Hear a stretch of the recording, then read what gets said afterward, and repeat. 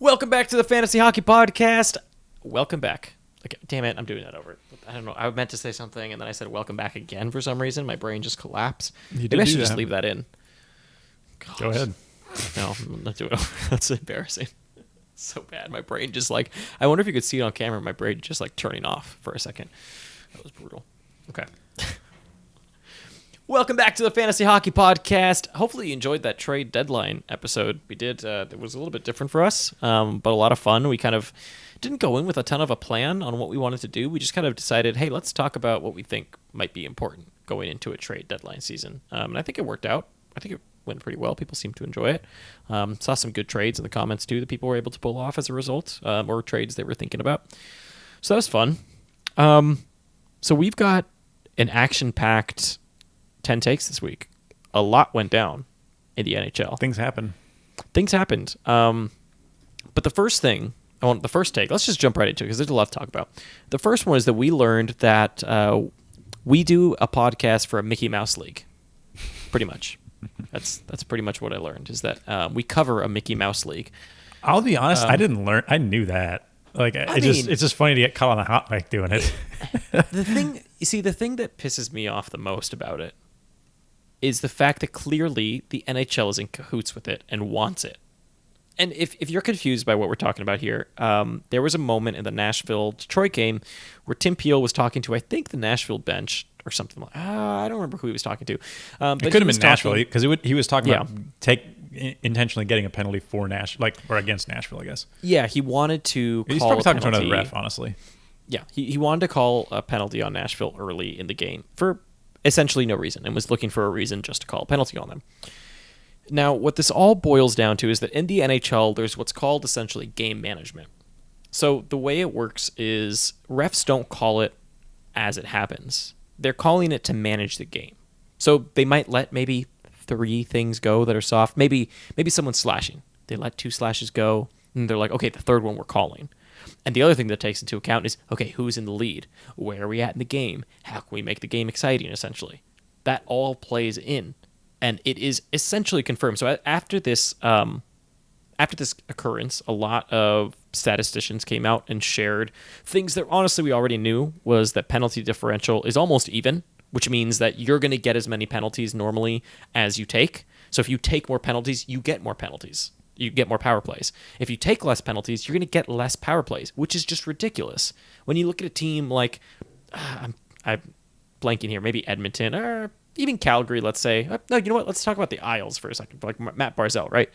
Someone who's so good on the puck. Same with McDavid. They should be getting power plays all day long because they get slashed endlessly, but they don't. Instead, the games are called pretty much even, and you could almost guarantee that every game is going to end with just about the same penalties for either team. That is not how a hockey game works. When you look back at the playoffs, for example, think about the Kings team, right? That really grindy 8th seed Kings team. You're telling me that the way that they played merited the same amount of penalties as that skilled San Jose team? Or some of the teams that they played? Or how about the Rangers in that playoffs, in that final? Absolutely not. And I know I'm a Rangers fan, so I probably shouldn't have said that because you're going to think I'm being biased. But that's not what it is. Everything's invalidated. I know everything gets invalidated right there. That's not true. At the end of the day, all I want is for the games to be I'd say you have to go home now, is. But you're already home. You have to leave your home and then go home. I'm going to go sit on the fire escape. Maybe I'll fall off. It'll be for the best of everyone, honestly. No, look, people bet real money on these games. Okay, there's a whole industry. And the fact that games are essentially confirmed to be managed in such a way for excitement is extremely concerning.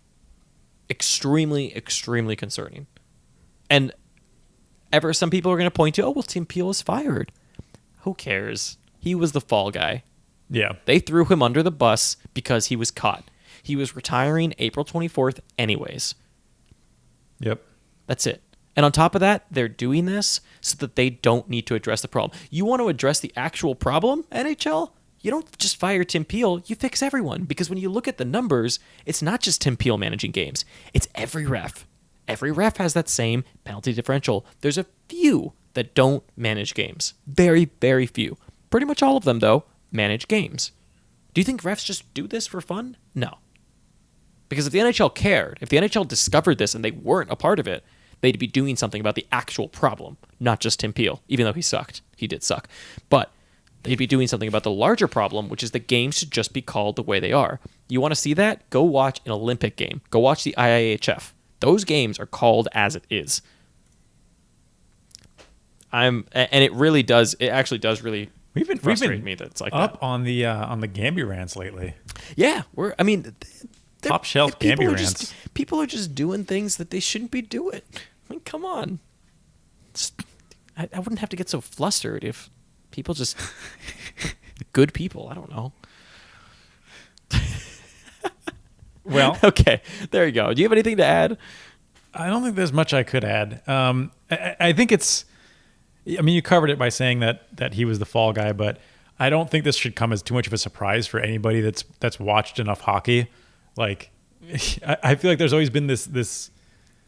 It's not so much that they were trying to show that they were managing the game, but there was always the refs trying to explain that they weren't making makeup calls, that makeup calls weren't really a thing, and that kind of thing. When they had like a light penalty, this is like a more dramatic version of that. This wasn't necessarily a makeup call. This is a let's keep this game close call. Let's slow down Nashville from just stomping Detroit out. Yeah. It's I don't. There's not really much else to say. It's interesting that it came out the way it did, but I guess I'm not surprised either. Yeah. And like, what else is the NHL going to do, right? Like, I don't think this is going to change, to be totally honest. No. But they have to fire Tim Peel. They can't not do that. They didn't say they were investigating officiating. They didn't say they were taking a look. They didn't say they were taking a look at their officiating. Yeah. They handled the problem, right? Yeah. Wash your hands of it. Probably give them a nice severance package. Whatever. It reminds me of for those of you that play FIFA, which I'm sure there's a lot of you, or even NHL.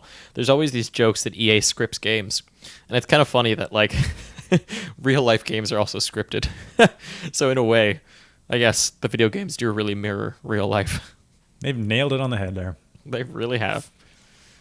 All right. So my first one here, totally not even related to what we were talking about, is and this, I'm going to go ahead and jump in a way to one of my pickups suggestions, and that's Aidan Hill.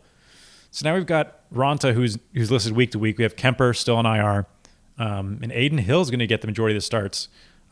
He's a pickup on this list. I mean, I'm probably going to put him on Monday as well for the people that didn't hear this or whatever. But he's a pickup for this weekend because of the Sharks starts. I know that the Sharks have had a couple of good games in a row, and suddenly people think that Martin Jones is going to turn it all around. Whatever.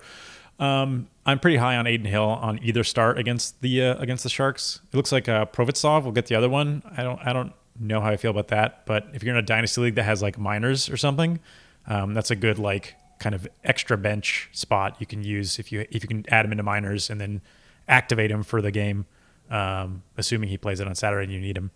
But I'm kind of surprised that given how good defensively Arizona always is, that Aidan Hill is only 5% owned, because I don't think it's exactly.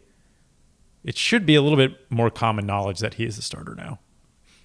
Yeah, and it's Arizona. I mean, they play well defensively. All goalies tend to play really well in that system. I am surprised. Actually, there's a lot of goalie talk today, so I'm going to go into my third one, which is the Red Wings. There's a really crazy stat that was shared around last week, and it's just continued. So this is a little bit outdated and worse now, but the numbers of the Detroit Red Wings with goaltenders in front of them, not named Jonathan Bernier, seem fake. I had to triple take this to make sure I wasn't misreading this. So with Jonathan Bernier, they have played 56 games since 2019-2020. They've played 56 games with Jonathan Bernier net. They have 23 wins, a .909 save percentage, and he has a 4.51 goals saved above average. Without him, they've played 45 games, have 3 wins with a goaltender not named Jonathan Bernier in net, an .878 save percentage, and an astounding negative 48 goals saved above average. That's only slightly worse than Carter Hart. Jokes aside, that's really, really bad. I mean, that is an insane number. 3 wins only. A negative 48 goals saved above average. I mean, what is happening there? That thing is more cursed than the second seat in Red Bull. I don't know what to tell you, but all you know is that anytime the Red Wings are playing someone with their second goalie, not named Jonathan Bernier, you should probably be betting on the other team to win at whatever odds.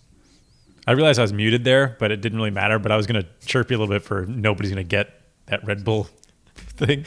Well, I guess some people might. I'm sure some people curious watch to see if Drive anyone to gets Survive it or whatever, but it really is cursed, though. It seems like Whoever it. I mean, we'll drives, see. whoever drives some Verstappen is cursed. I like Perez. But, I'm curious to see what happens there. Okay, so I wrote this earlier in the day, and I wrote it right when the Pittsburgh Buffalo game started. And I put Sabres are on their way to losing 16 straight, and they've been shut out 4 times. And what happened is they finished losing 16 straight, and now they've been shut out 5 times.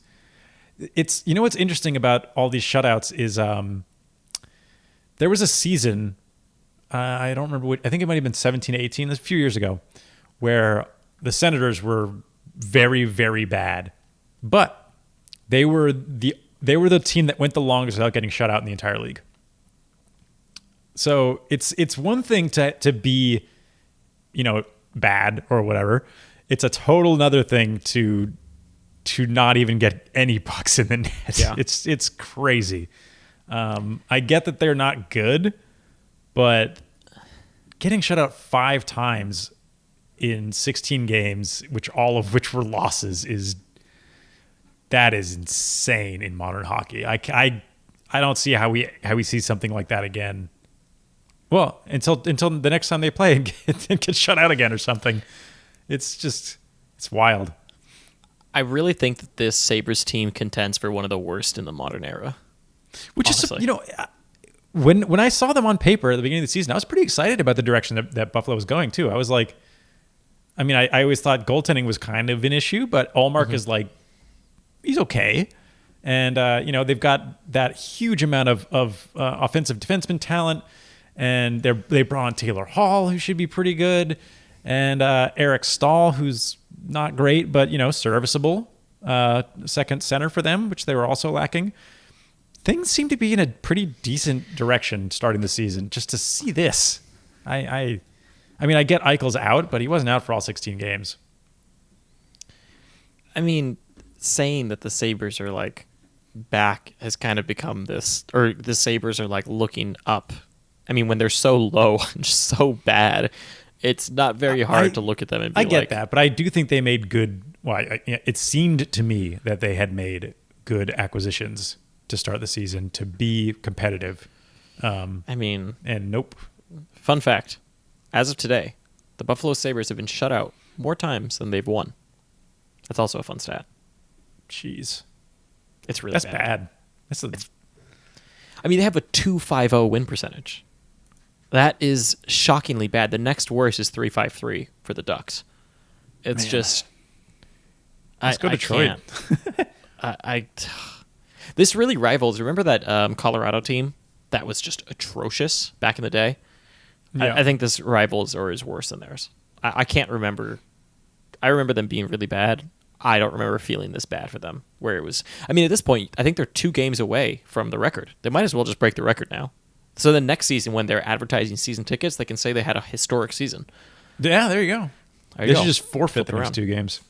Forfeit the next 2 games, and the next season when you advertise it, come watch the historic Buffalo Sabre team that broke records last season. Just don't tell people what record it is, since no one's watching them anyways. Perfect. No one really understands. Anyways, so by the way, another thing on that ref thing before I move on to my next, Matthew Tkachuk, Bob McKenzie said yesterday.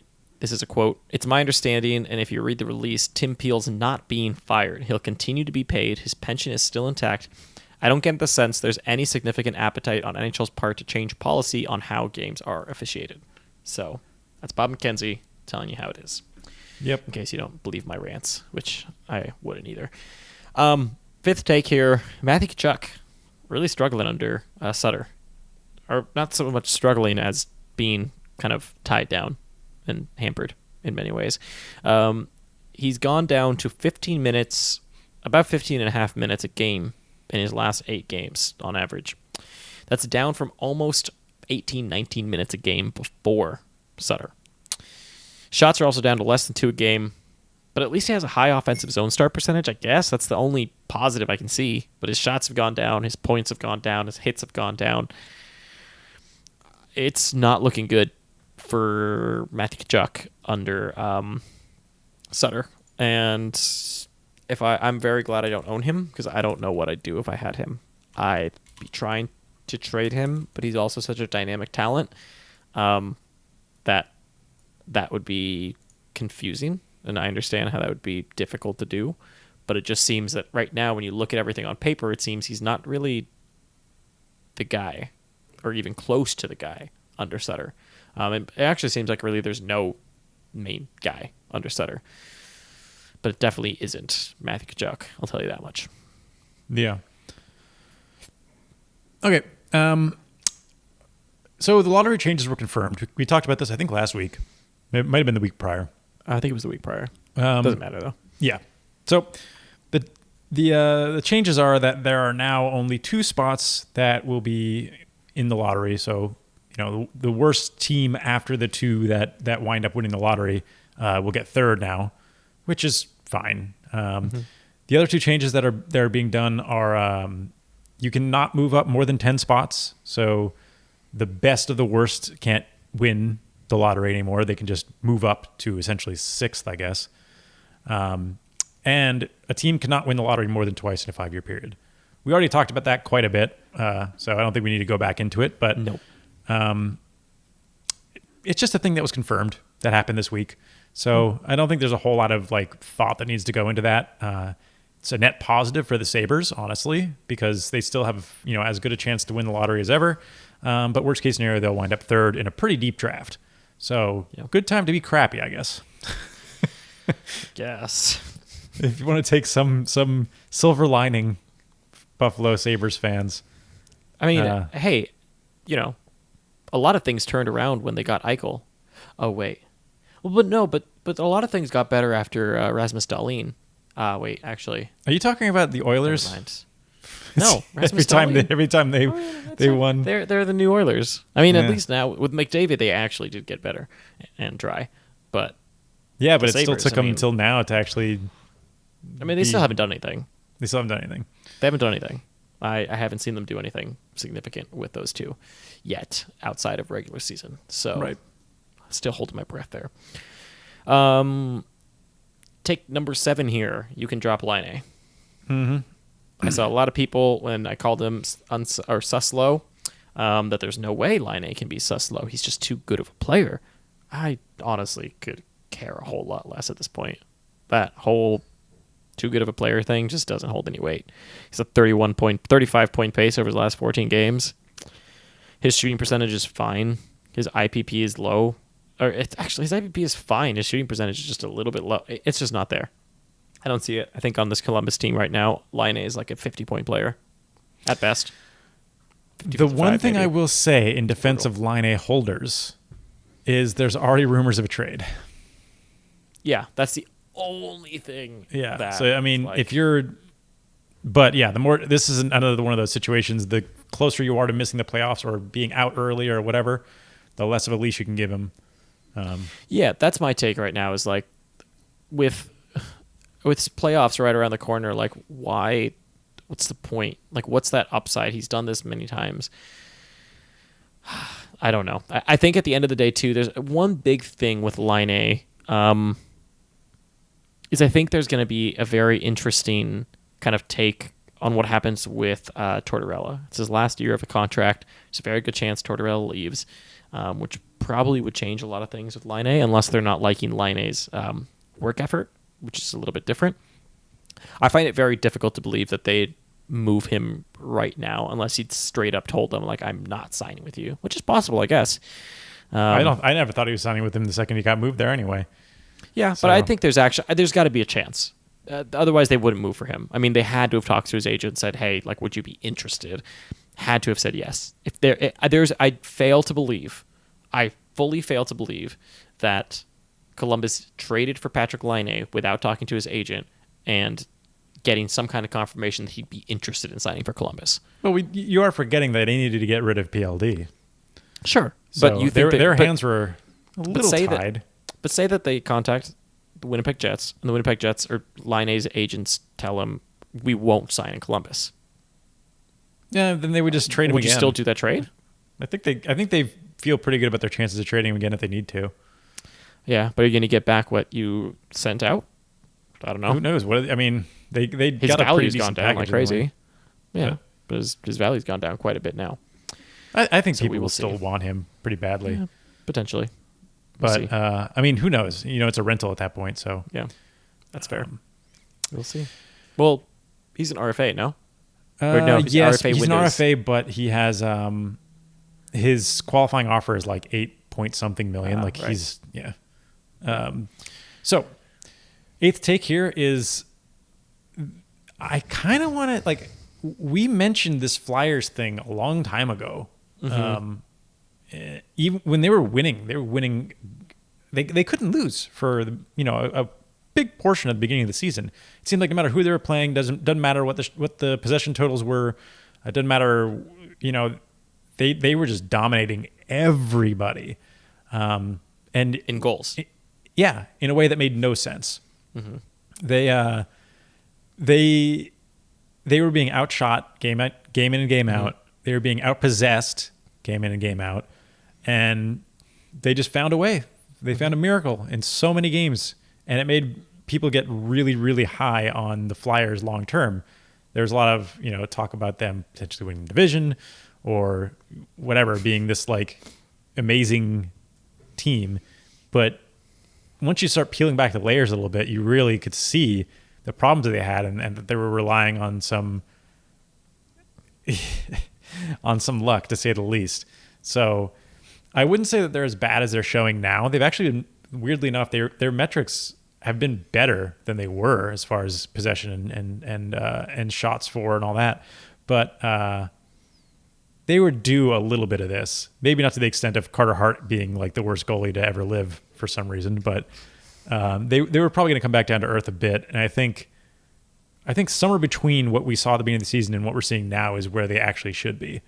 I still think they're a bubble team at best, but I don't know. I think people were super high on them in the playoffs last season as well.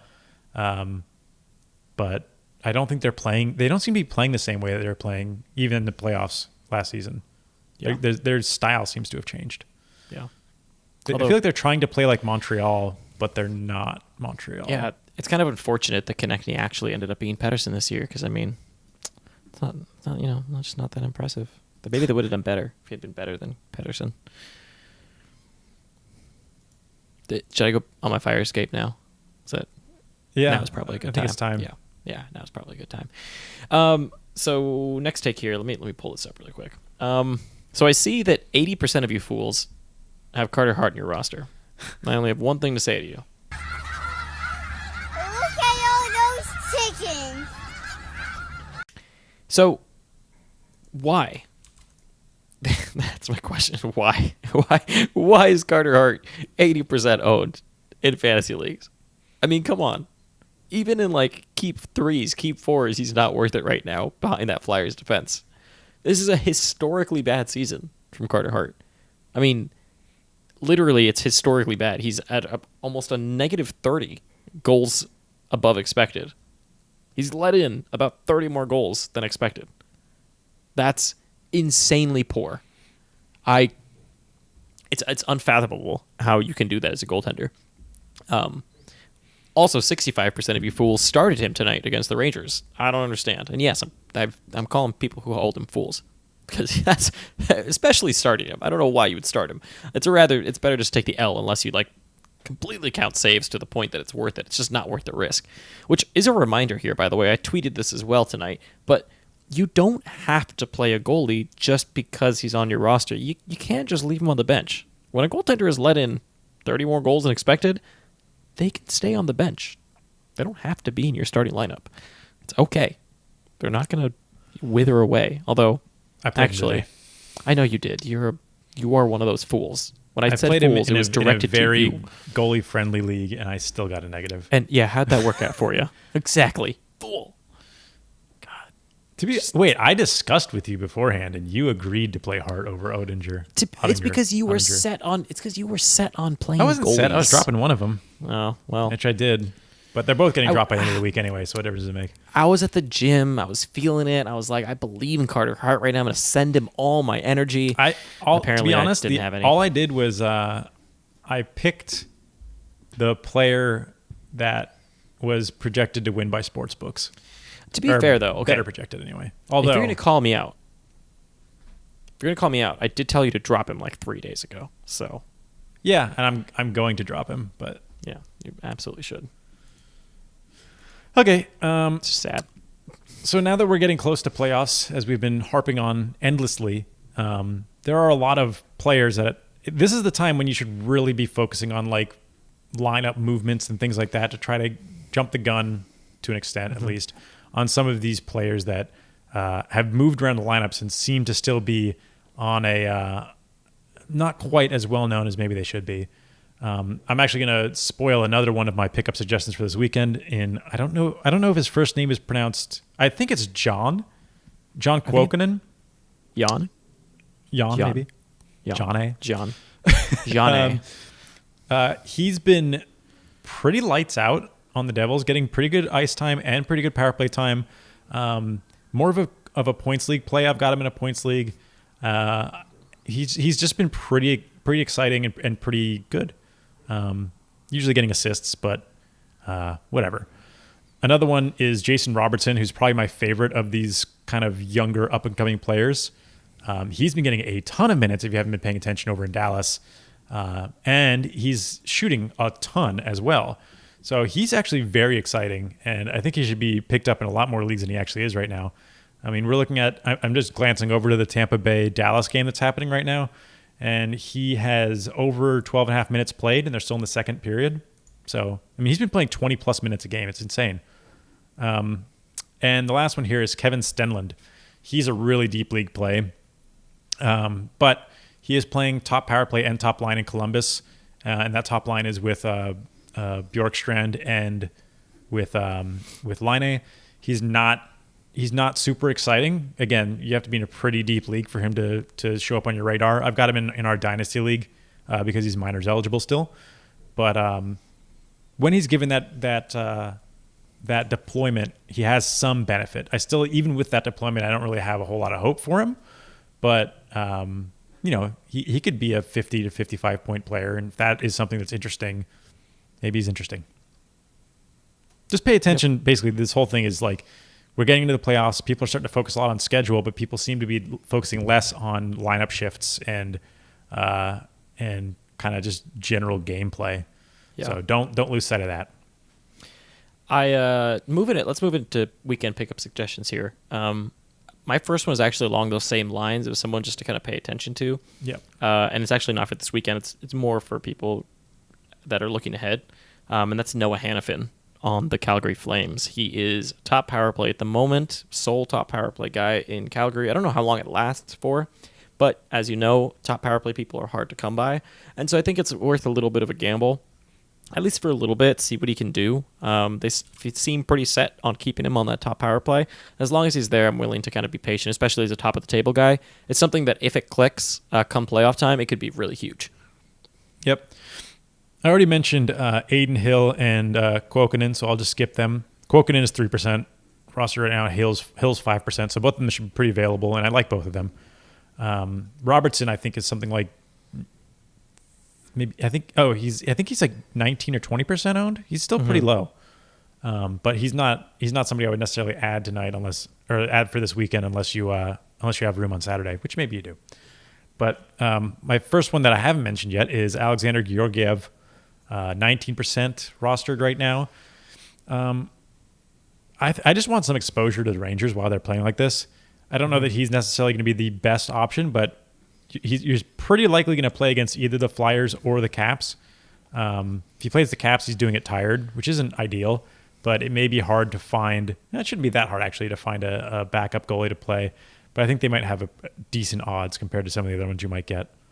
Another one, actually, now that I'm looking at it, would be because Rask is hurt. I scripted this out before Rask got hurt, if he's out for this weekend, Dan Vladar would be interesting as well, who's going to not be, he won't have anything on him, and he's going to likely be playing a Devils team on Sunday. I'm just going to put out there that in my head, I think it's Vladar. Vladar? I think I'm wrong, but I think it's Vladar. I don't know. It's only because I want to call him Vader, but probably wrong. My next one here, again, somebody just for the future to pay attention to is Robbie Fabry on the Detroit Red Wings. Points league option more than anything. Don't really love his Cats. He occasionally shoots, a little bit, but mostly just hasn't really been shooting that much. Occasionally get you a few hits. But for points leagues, I like him mostly because he's top power play at the moment and getting a lot of minutes. He's played, between 17, 20 minutes a game, depending on kind of how it's going. Right now it's going 6-1 loss, but, it's going. But Robbie Fabry is an interesting one. He's also a center, left wing, right wing. So just something to pay attention to. Again, roster situations. Detroit does have a pretty terrible schedule rest of the season. So I wouldn't have a long leash with him, but it's someone to take a gamble on. Yeah, I mean, in that same kind of line, I also like Philip Zadina, who I've picked up in that similar role.